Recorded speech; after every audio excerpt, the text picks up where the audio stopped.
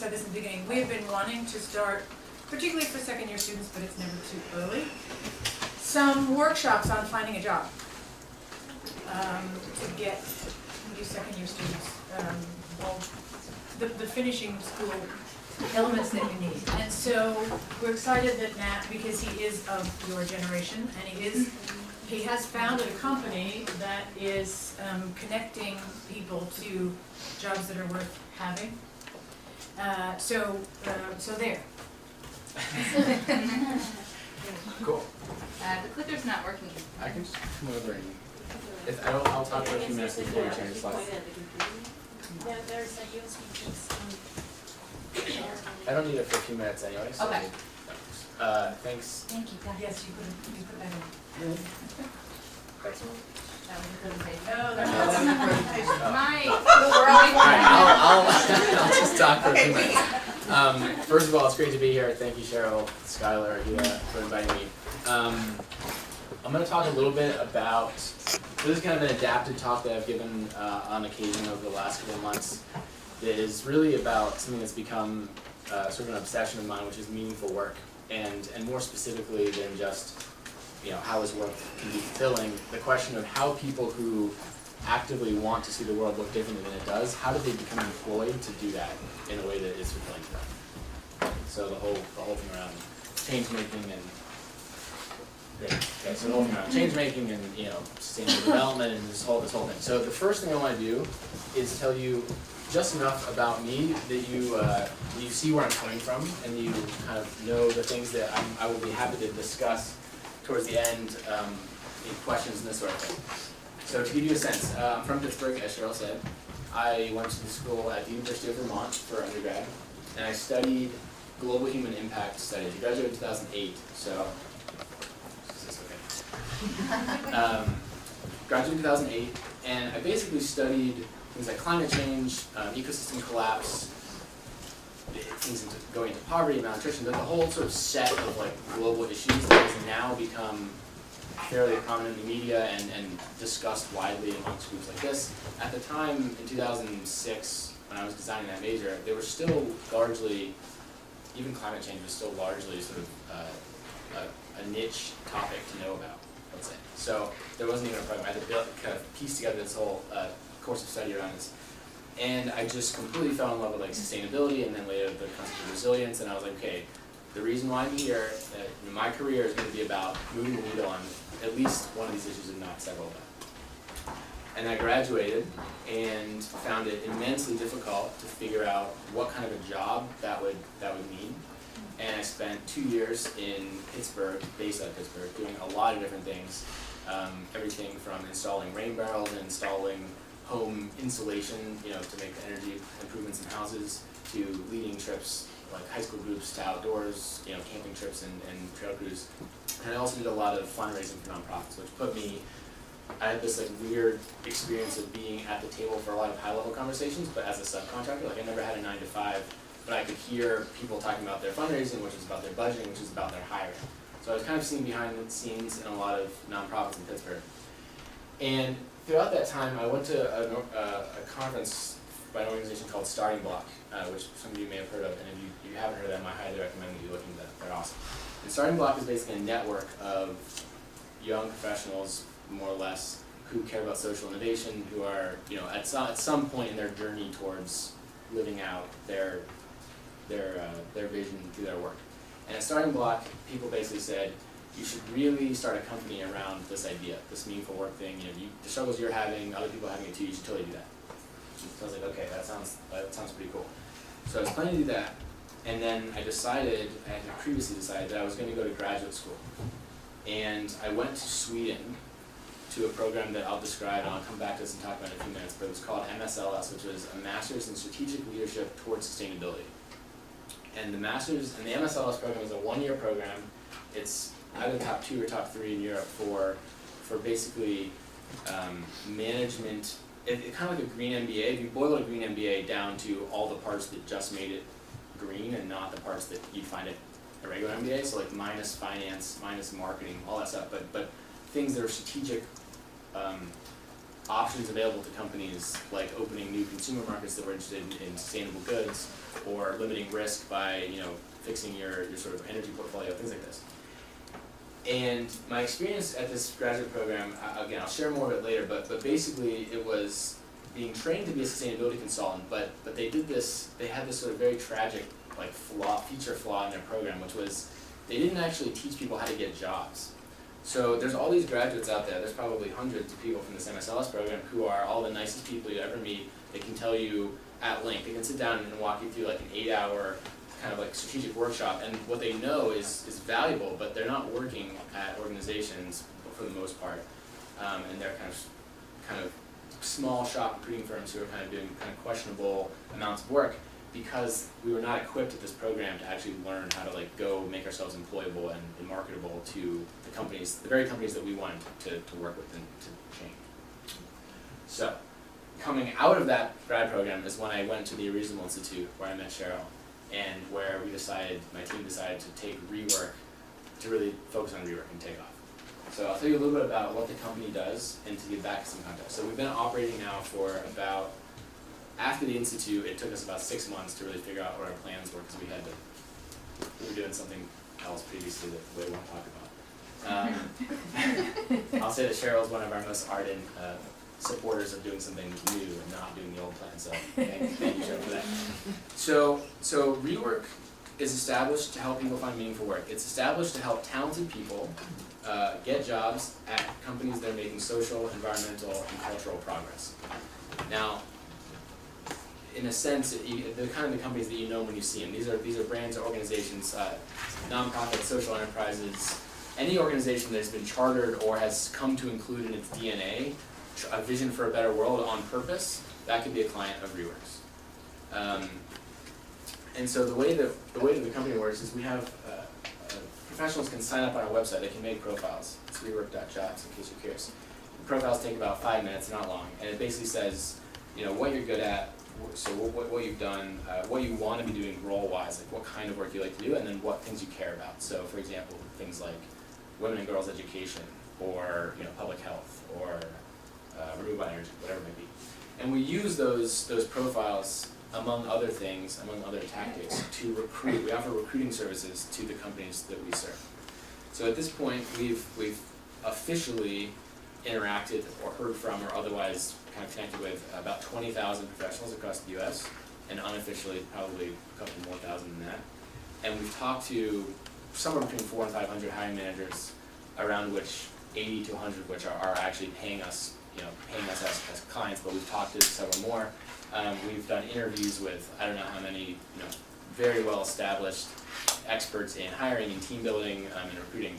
And we've also done a sort of landscape study, a series of landscape studies around what works in hiring and sort of what the dynamic is between career strategy and hiring strategy. So for me personally, my experience after college was sort of this very real, gritty wrestling with what does it mean to have a career strategy as someone who's trying to make a difference and not just get a job, but get the one I want. And then now at ReWork, I've gotten to see even more of the other side of the table, which is how are hiring managers thinking about who they're hiring at change-making organizations? How are those hiring managers thinking about it? And so it's put us in this very interesting position where we now have this sort of we now have a lot of insights that just one piece or the other couldn't have had. And so I'm going to share a couple of them with you now, and then I'd like to hear from you guys and just talk about what are you guys facing when it comes to your questions about careers, your thoughts about getting jobs, this kind of thing, and then what questions you have for me, and we'll just get into it, all the things we've seen. So, the first thing is, how many people have seen this or something like it? Yeah. So I start with this because I don't like it. I think that it's actually almost less helpful to look at this combined thing than what the picture's trying to portray. So basically to say, okay, people talk about success like it's easy. Really, it's complicated, but still it's still at some point linear and sort of eventually you can reach at this thing. And I think that there's this unstated cultural narrative in the U.S. at least, and I assume it's in other countries as well, that career success, that getting paid more money over time, there's something linear about it. And when you are forced to think about what that might be, one of the only things you can picture that could be linear is the amount of money you make. So there's this inherent sort of step that people take in their minds to assume that this is talking about making more money over time. Even if that's not something you overtly particularly care about or you talk about, it's sort of subtly there. And just more generally, there's this idea that what you're trying to figure out, yes, it's very messy, but what you're trying to figure out is how do you increase the slope of something, some line, some linear thing. And so what I found is that, and what we found is that this is a sort of insidious, I don't know if you want to call it like a assumption or some underlying thing that is actually causing a lot of people in their career strategy to have a lot of discomfort. And so what this actually ended up looking like for most people, I'll describe for you, and this is again from hundreds and hundreds of personal accounts and the applications that we get for talent pool. Most people's experience with their career when it comes to moving for work especially looks something like this. They will kind of wake up one day and realize, whether it's right out of school or right out of grad school or wherever it is, they kind of wake up and realize, okay, I'm not happy, like the job I have is not fulfilling in some way, or I don't have a job yet and I recognize how hard it's going to be to get this or whatever. And they kind of look around them and they'll look at some job boards and they'll maybe talk to some people and they'll basically try to source for themselves like a couple of other options. And they'll maybe go and do some research about fellowships or this, that, whatever. And then they'll apply to what they can. They will wait and see what they get into, kind of cross their fingers. And then of the options that come back to them, they'll pick the one that they imagine to be the best bet. They kind of like think their way through it, and then they will make a move to that job and essentially wait and repeat the cycle. So they'll then wait again until they're unhappy and so on.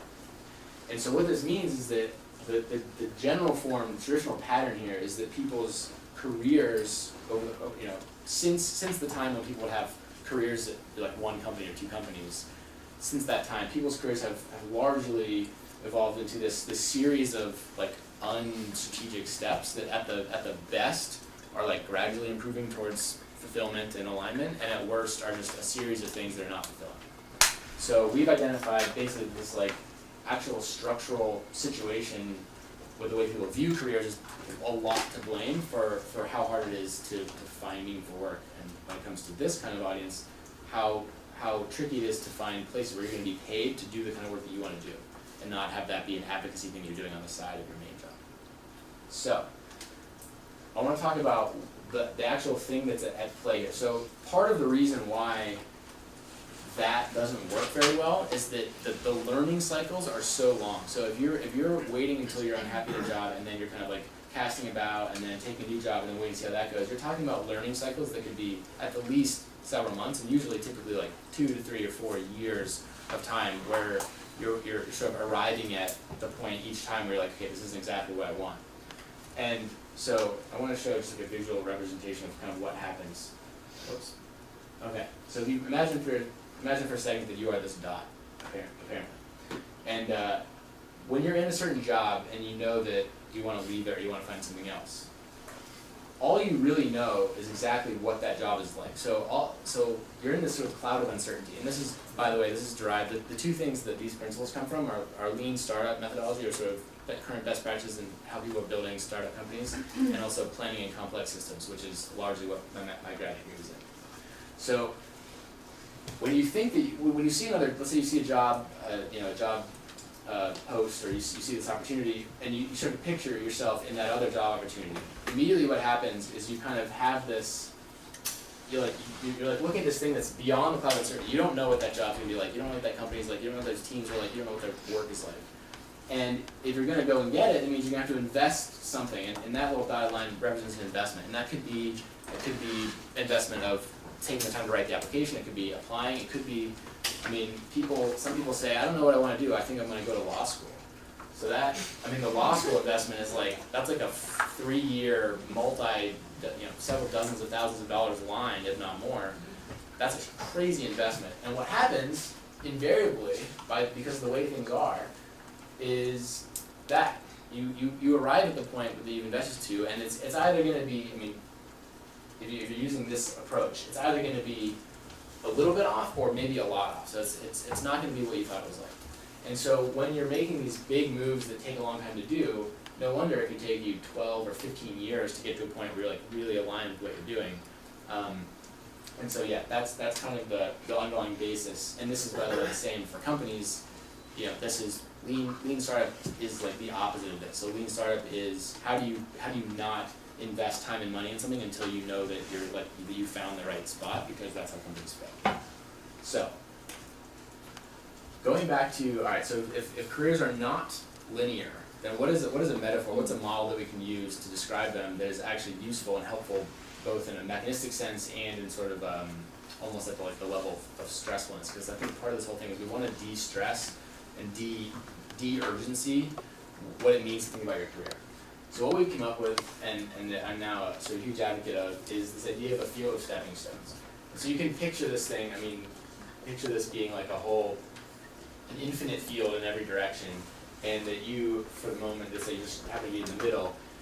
In the field of stones model, what becomes clear is that you can move in any direction. There's all these different, and these are like jobs or projects, these are things that you can encounter on your career journey, that you can move in any direction. So you could go, you know, this direction into the private sector, you can go that direction to government, you can kind of think of it that way. There's these territories on the map of where you can move to. And that the star, the North Star, represents the alignment that for you is going to be both fulfilling, and will this be fulfilling, which is, we'll talk in a minute about what the ingredients to that are. Does this make sense? Are you guys with me on this so far? Okay. And so some of the things we'll talk about in a minute are like, this has a lot of implications for how you think about moving throughout your career. So for example, it's also immediately clear that if you're trying to get under the star, there's not one route, right? Like there's a lot of different ways you can take on those stones, which is okay, that makes it less stressful, right? Even if you have this cone of like, the cone represents the shortest distance to underneath that star, which would be alignment. If you step outside the cone, you know, you just step back in. Like it's not that big of a deal ultimately. So it's certain, some of these I think are a little bit less stressful than the linear career thing. So let's talk about what that star means, because the research is actually very clear across multiple authors, both academic and sort of public, well-known professional authors. There are three things that they're sort of ingredients that you need to have and feel in your work to be fulfilled. And these are these three things. The first is purpose, a sense that the work that you're doing is making the world a better place in a way that you care about. So I describe this as a sense of legacy. So this is applicable on a project basis, on a job basis, and on a career timeline. How is the world different from your work in a way that you feel good about? And you can, higher mission, all those things, that's all in one category.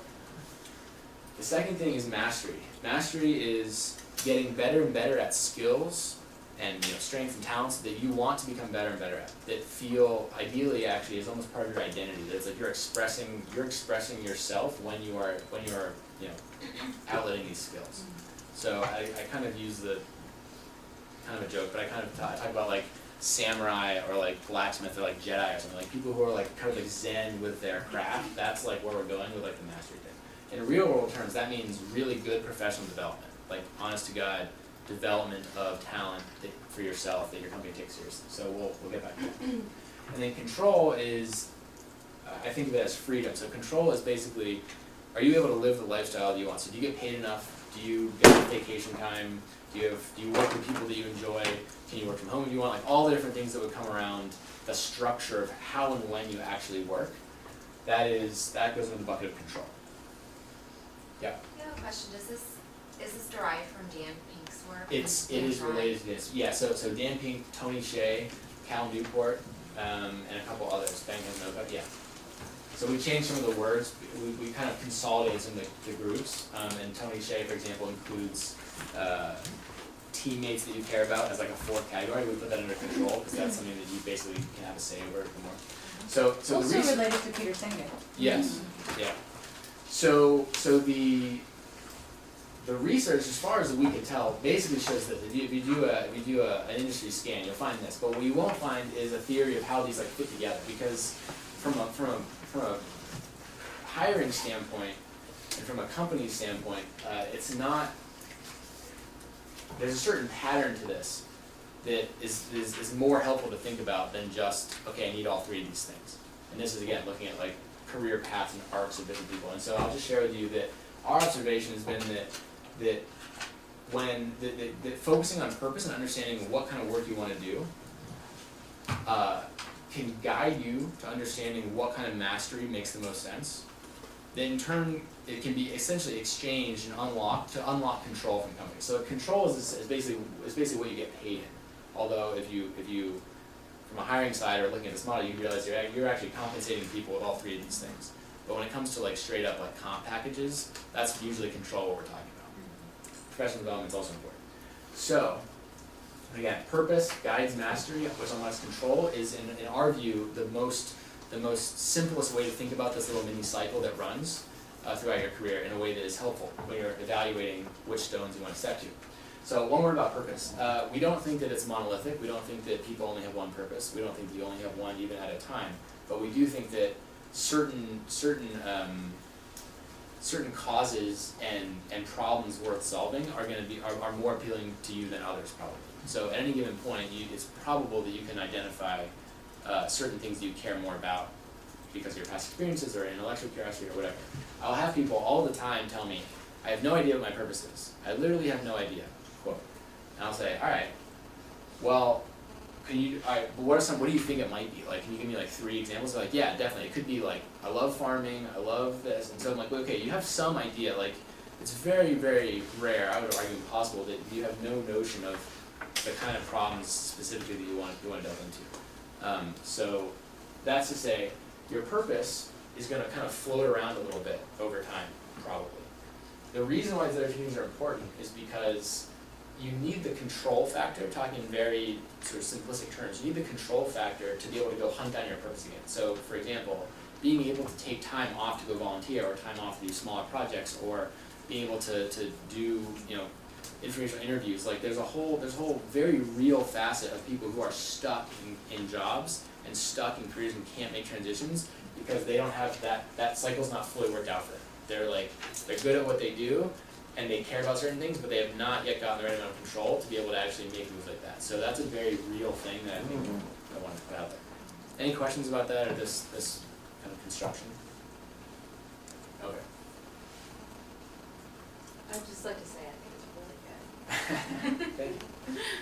Okay, so inevitably you're like, all right, so what does this mean? So in movement along the stones, in addition to realizing there's no one path, another thing that you can think about is, all right, if you're here, kind of all that matters for the time being is just getting to one of these. Like it doesn't really matter the details of those ones out there yet because you're not going to jump all the way over there. So it concerns yourself only with viable next steps. And I'm experimenting right now with a much more detailed model of this that actually has much more detail around like different stripes of this thing, which might be like grad school and so on and so forth. So for now you have to bear with me. But when you're evaluating your stones, like the idea is that to get under the star of alignment, what you want to do is to find opportunities that either bring you closer to your purpose, allow you to invest in further mastery, or give you more control, or ideally all three. So you want to be moving at a principle level further and further and further into that trifecta, that set. And so the question becomes, well, if you see the stones that lie before you, so you see your options out there, how do you, what governs your ability to land on a stone? Like, what does it mean to be able to, essentially what you might think of as being qualified to get a certain job? And so that is competitive advantage. And this is something that is talked about relatively little, even in professional career literature, but I think is basically central to both understanding your career moves, and for hiring managers it is central to understanding how do you get and retain amazing people, because what you need to be doing is making them more competitive. That boils down to why they're going to stay with you. So let's talk about these things. So purpose. Oh, I bet I have a laser in here. Alright, so purpose is just what we talked about. It's basically your aspirations. You can include here, for the purposes of this slide, you can include like your purpose and your needs and wants. So this is some of the control stuff. So you're like, I want to be working on this kind of problem or that kind of problem, and I want to be like in the New York area or whatever. Like it includes the very real things that you desire about your job. Assets refers to career assets, and there are two kinds. There are soft assets, which are things like degrees, networks that you have, skills that you have. Most of everything that you probably have thought of as your career like arsenal that basically are reasons why someone would hire you, those are probably all going to be soft assets. We'll talk more about this in 2 minutes. There are also hard assets, which it's kind of silly, but it's basically like the money that you have in your bank account and your computer, like fungible things. And the reason why it's worth making that distinction is the following, that what you're doing all the time, whether you realize it or not in your assets, is you're constantly investing the hard assets into soft and vice versa. So if you go to get an MBA, you're going to pay $100,000 maybe, and you're going to pay hard asset to get a soft asset degree, which you're going to in turn exchange to get a job, which is going to pay you cash, which is the hard asset. So you're constantly doing this little cycle of investment, whether you realize it or not. And if you realize it, then you can sort of control that much more specifically. So taking stock of the assets that you have, which will largely be soft assets, to understand, if you are, for example, somebody who's very active on social media and as an influencer, like certain companies will value that in a way that others just won't. Like, there's all these things that are at your disposal. It's up to you to organize into an argument.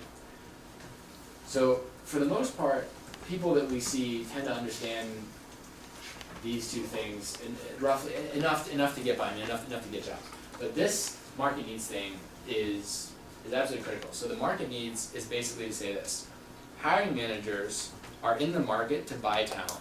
They have money, and you are selling like the sum set of job seekers, or increasingly just professionals, because everyone's on a spectrum of job seeking from this is a worthwhile side. So if you want to think about job seeking as you have a spectrum of one being like, I love my job so much you cannot pay me any amount of money to leave it, I'm not leaving. That's like not really looking for a job.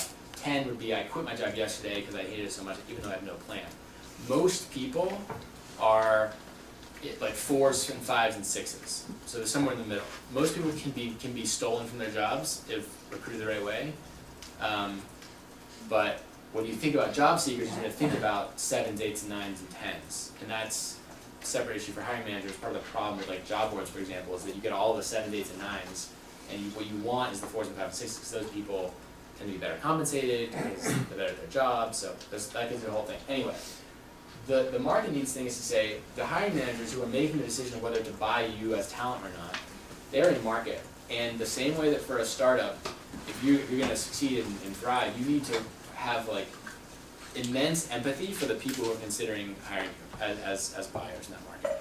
And so what we see virtually nobody doing, but the people who do it are extremely successful, is making it a habit to get really good at asking the right questions that uncover market needs. And what that basically means is to say, are you somebody who can sit down with a hiring manager, not necessarily in an interview context, but just sit down with somebody whose job is to hire, and can you, in 20 minutes, can you tell me exactly what they're looking for in their candidates in a way that's not in their job descriptions? Because guaranteed, first of all,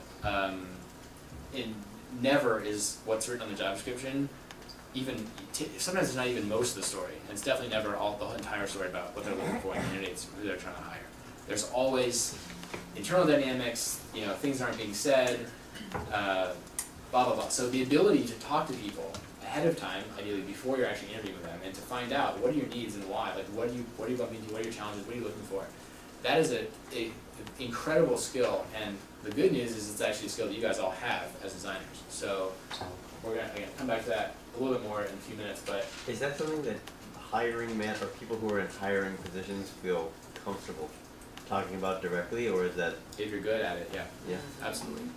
I mean, you'd be surprised. Nobody asks them those questions, so if you're good at it, they'll just open up and they'll be telling you all kinds of stuff. And there is a caveat that, like I said, that not in an interview situation. That's not something you would do when you're sitting down. That's a step to be taken ahead of time. But I'll contextualize that better in 1 second. So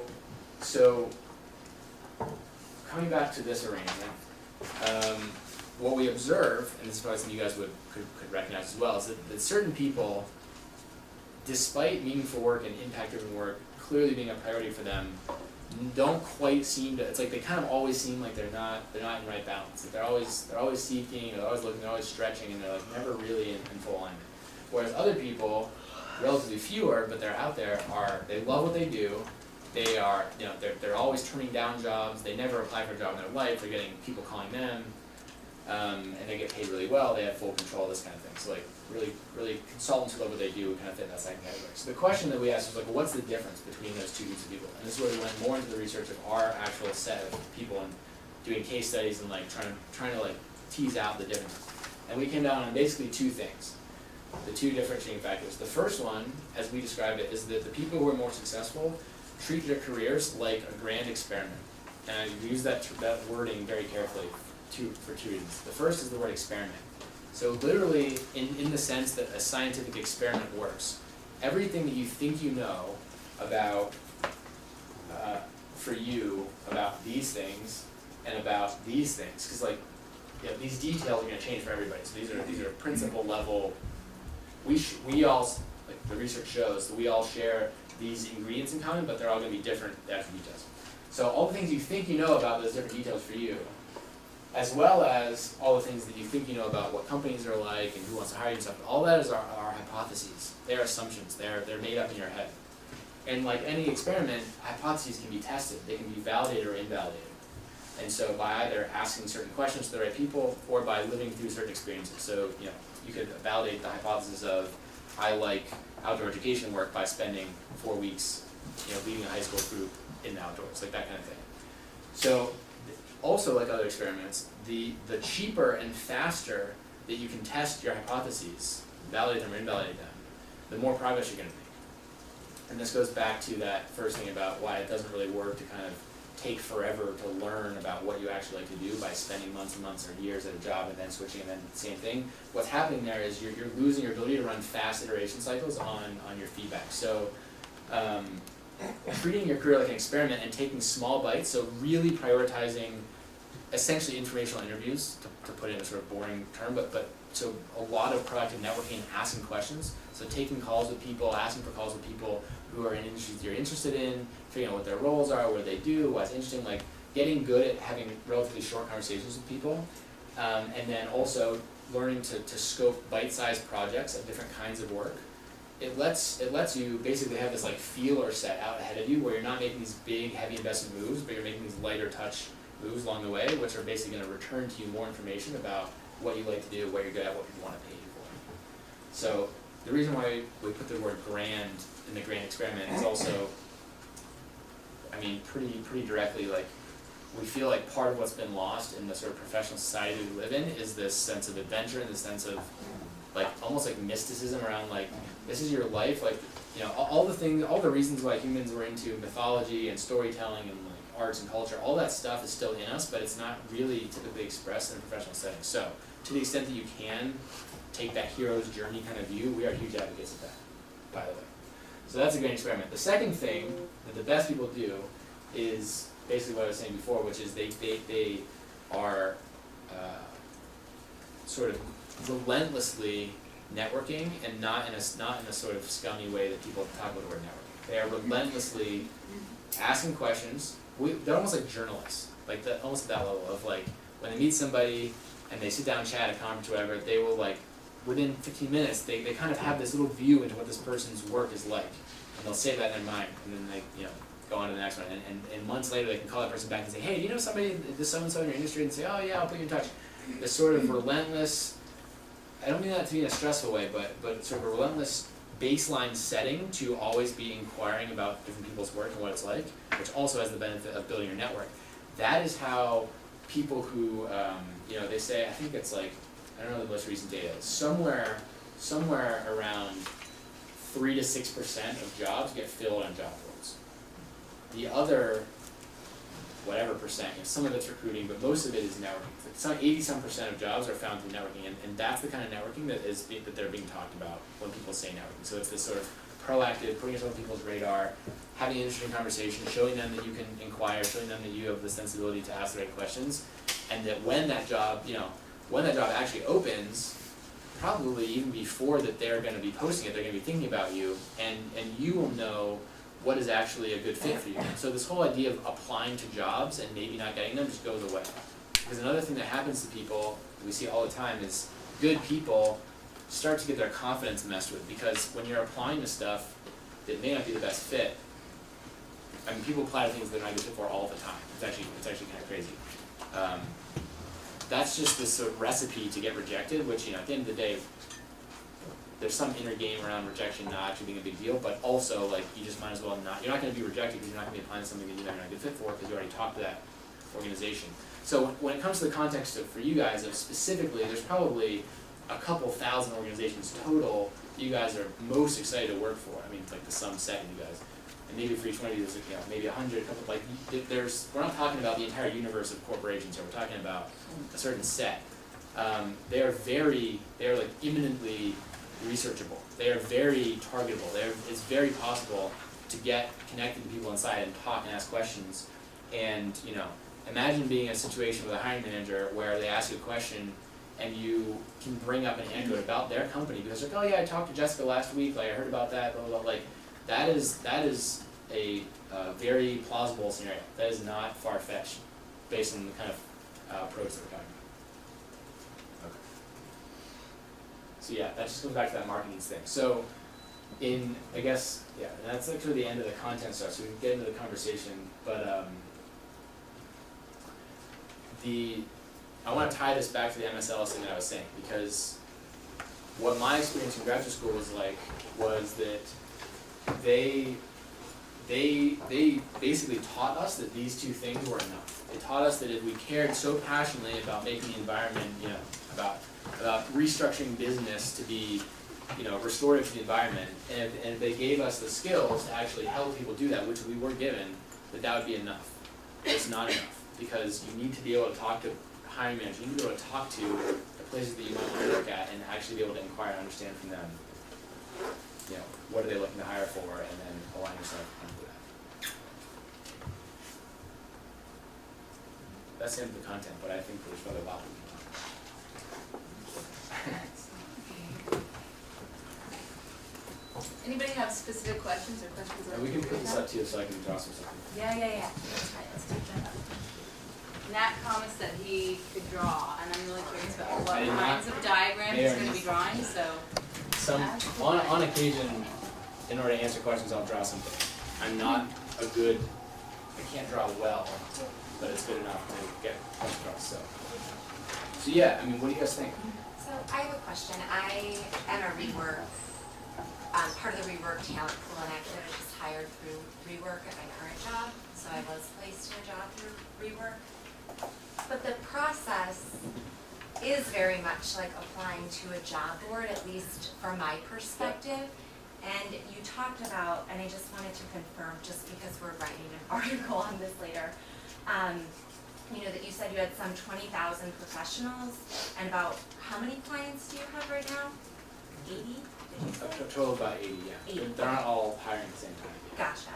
So I think they're still sort of in the framework that exists. Like, I love what you're doing, and obviously I'm a part of it, and I benefit from it greatly. But I think there's still the sense of like a very big talent pool of like very probably exceptionally passionate, interesting people. There's a small pool of jobs, and you're still, I only get jobs that are very specific to what I'm good at, which is helpful, but I'm curious as how you see job boards going away. Because certainly you're curating the process, which is helpful, but what is that gonna look like as job markets evolve and as ReWork evolves? So, that's a great question. Our operational model isn't even scratching. We're not doing innovation work with our model right now. So I'm trying to figure out which part to address that first. So the danger of a two-sided marketplace. So if you have people on this side, I'll just drop a little exclamation point because they care. They give a damn. You've got companies on this side, which is where people are, where the actual work is getting done. So first of all, there are still just relatively fewer companies and relatively fewer jobs. That's kind of, in a way, a structural reality of job markets. But interestingly enough, it's still hard for those companies to place their roles. This is something that's important to understand. So there's a lot of noise. So part of the way to understand there's a lot of noise over here. So the way that we're building our company, at least for now, is not so. There have been several companies who've said, okay, we're going to build like a tech algorithm that basically will take what you put in your profile and what they put in their hiring profile, and an algorithm is going to say, you're a 10, sorry, you're a 94 for the job, she's a 68 and he's a 74, and like rank up. There have been at least 5 companies who have tried to do that, 3 of which have failed just recently. And if you ask me, the reason why that is the case is because that is not the right way to simplify hiring. That's not the right way to clean up the hiring decision. That actually doesn't clean up the hiring decision. It sounds like it does, but it doesn't actually create the right kind of liquidity in this marketplace. So what our system does is our system, it's pretty simple. So we do use a double opt-in system. So we will tap with emails the people in our talent base who seem like they might be a good fit, and basically ask them to like opt in to apply, and then the client gets to say, I do want to meet, yes, no, this kind of thing. So it's a double opt-in relationship starter, whereby the talent is still going through the same, essentially the same kind of a structural process that they would at another company, except for we've advised the client on which questions to ask, on how to write the job description. So like, think of it like this.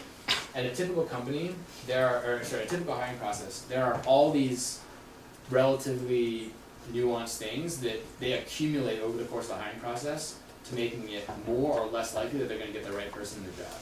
So the first thing we've done as a company is just to build recruiting services that get all of those things right, so that we've just made it, a lot more likely than not that they're going to get the right person in that job. They cannot do themselves. They're paying us because we know that, and they don't. So we've not yet built. There's no tech system. There's no behind the scenes widget yet. I mean, it's a very simple website database. We will be creating more software that eventually will start to get at an actual categorical improvement on that process. Does that answer your question? Or like admit what you said is true? Yeah. Yeah, no, I'm just curious, because Yeah, it job sounds boards- like it is evolving, but I don't know that anyone's evolved it yet. And from my So personal job the search. difference is that you don't have to check you don't have to go check ReWork. That's like the main structural difference for you. So we're designing the pool to be a career support tool, not a job seeking tool. So if you kind of go back to what I was saying, like if you tell us, so as your learnings evolve over time and you figure out more and more accurately what you care about, what you're good at, what you want to be good at, and where you want to work, if you tell us that, what's going to happen is every time you adjust your profile, you'll start to get an inflow of jobs, of new opportunities from that realm. Does that make sense? So you don't have to be going to check a job board. The whole problem with job boards is that they are besieged by people who are 8s, 9s, and 10s in that scale, and 8s, 9s, and 10s are the people who will adjust the truth on their applications and will adjust themselves in interviews because they want the job so bad because they're desperate. So the part of the system is that you won't. It's like embedded in the woodwork of your professional life will be a constant system of bringing new opportunities to you. You can turn off if you want, but like most people are going to keep it on because most people are not ones on that scale of definitely not leaving your job. Does that make sense? So it's going to take a while to get there. Hey, Serving hold up on. stepping stones? Yes, Sorry. that's exactly right. Guys, we just had a brainstorm over here related to comfort level in the room. It's pretty hot, right? We were thinking we could just take the conversation out into the main area. It's really much cooler and there's a wall to write on out there. Yeah, sure. Do you mind? No. So I saw a bunch of hands. Hold your question and we'll do it outside. Not